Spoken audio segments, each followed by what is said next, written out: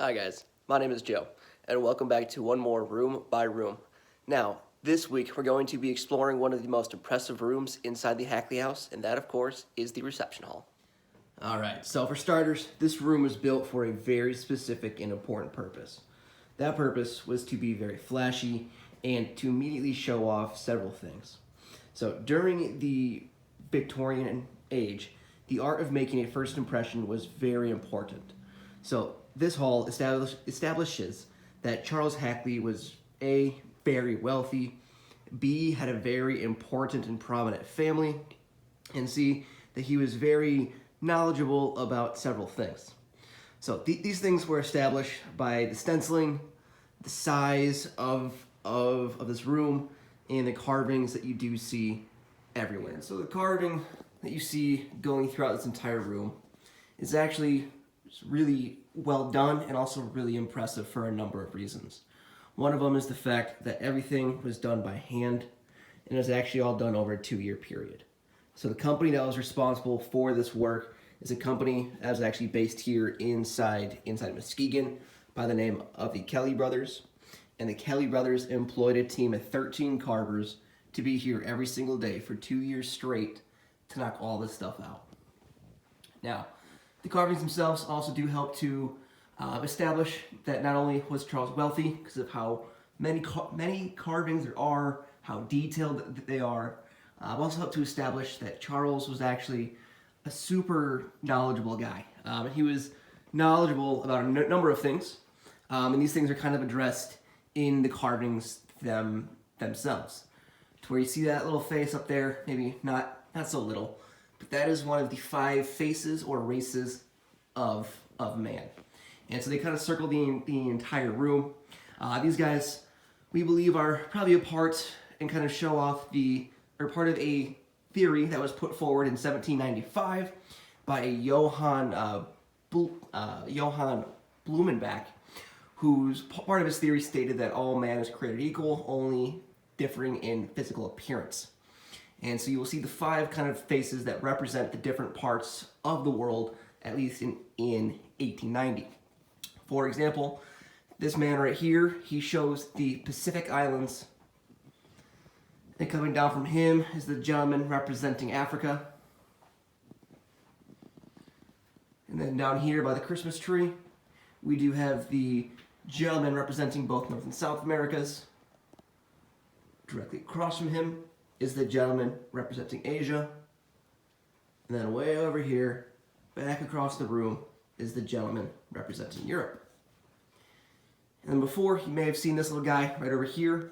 He is not a face of man, but he is a cherub, and he's a symbol of a youth. So you may see a few of these guys kind of scattered throughout the entire house. And so another carving that I do love to talk about is actually right underneath this face here with the hall tree. So this hall tree or coat tree is actually a fantastic carving all the way up and down. So he's kind of got a couple different tools. So up top, kind of wearing the nice Santa hat there, is our monkey. We do think there's kind of a meaning behind him, possibly being the time-honored symbol of wisdom. Underneath, you do see the hooks for kind of the hats and the coats. And then right down here, towards the bottom, you do have these 2 chains. So these 2 chains seem kind of out of place, but as you can see here, they were used for holding heavy blankets and coats, or what's known as lap robes, kind of the things that you would lay over your lap while you're traveling across town in a carriage, because basically the winters here, as you may know, are cold, and so riding in an open carriage in the cold winter is not exactly super fun. So these are kind of there to hold heavier clothes that you used on the ride over. And then one kind of neat fun thing is actually back up top here. You do see all these boxes, that stenciling, that beautiful stenciling for the ceiling. All these boxes, they make up a pattern that is known as an English box ceiling. But what makes this ceiling so unique, especially when compared to most, is the fact that all these boxes that make up that box styling, all of those boxes are different sizes. The closer you are towards the door here, they're smaller, and the farther away you get coming down the hallway here, they get a whole lot larger. So that is done on purpose.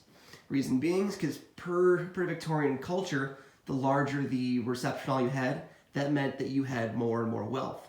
So this way it kind of allowed you to look like you had more wealth without actually needing to spend more. So it kind of helps create the illusion that the room is actually a lot larger than what it is, all just by expanding out on the boxes up top. And so unfortunately, for this room and kind of for this house in general, we don't have many original pieces. Because the two adopted kids did kind of have a nice big estate sale once mom and dad passed away. This room is home to a few though, such as this chair that you do see right here. Then also kind of this throne looking style chair you do see sitting right back here against the door to the second parlor. And then one original piece that you'll see in this room here and down the hallway is the tiling. So the tiling in this room is actually the exact same tile that's been here for 131 years now. If you're wondering how it's been able to last for so long, if you take a look right over here, these pieces did not come from this house, but it's done by the same company in the same way. And it shows you how thick that tile is, and how far down that color is baked into the tile to make sure that this stuff can last and last for a long time. And so just like the rest of this house, the reception hall here is beautifully decorated for the holidays. This room specifically was done by Mrs. Linda Potter and Mrs. Kathy Norkus. And so these two did a fantastic job, and it helps us to explain actually another kind of Christmas tradition. So almost everyone has memories of decorating the house, and sometimes a little more specifically decorating the tree. But this wasn't always a beloved holiday kind of thing. So before 1848, not many houses had a tree, much less actually a tree that was all dressed up. Now, Queen Victoria is kind of usually applauded as one of the ones to help usher in this change. So to kind of find out how and why, we'll actually be doing a kind of history of the Christmas tree video. So be sure to check that out to kind of learn more. But one neat thing that this tree does is it kind of shows you the American take on the new tradition. So the European take is usually having only about a 4-foot tall tree or so. As you can tell, this one is a little bit larger than 4 feet. And that's the American take, is to have a tree that covers from the ceiling all the way down to the floor. And so not only do we do that in this room, we also do it over here in the first parlor as well. So we kind of like to keep up with the traditions here.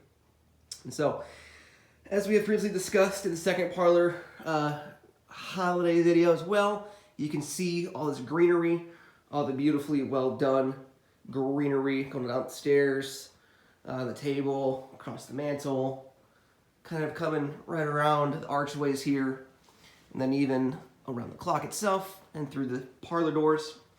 And so we see the reception hall is covered in Christmas, or the decorative greenery that can be seen, again, running across this entire room.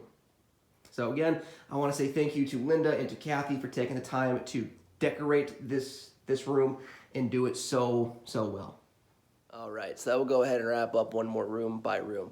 Now, I hope you guys enjoyed it. Be sure to keep checking back here every so often to find a brand new video, and hopefully we get to see you here at the sites real soon. Thanks.